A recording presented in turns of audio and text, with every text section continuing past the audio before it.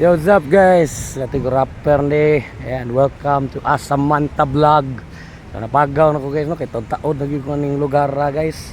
So Asamanta karon atas Boracay guys. Boracay nindot kay dire guys. So dako kay white sand. Oh, nindot kayo ay. Dako guys tanan anya ang kanindot dire guys. Kay limpyo sad kayo dili ingon white sand ka mahadlok ka matunok nga mga botilya.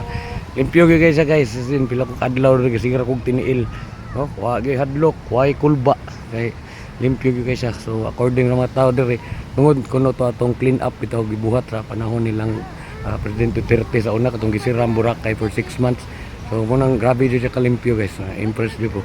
Namay uban no, white sand beach pero madlok ka mag kuan og tiniil kay mga botilya, mga rewa gyud absolutely limpyo.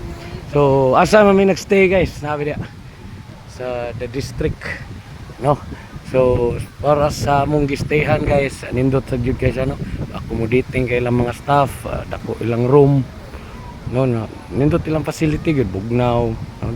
Dagko ang bed, enjoy gyud mi diri. So akong kauban of course ako wife Cory, and then ang inspiration sa Asamanta Vlog si Samantha, na siya nanay bagong member sa family ron nga gisipon pa man na buhi ma'am si JM Dudong JM BB. Okay, so katulad siya guys, highly recommended kay diri guys ug makapanahon mo ari mo diri Boracay no.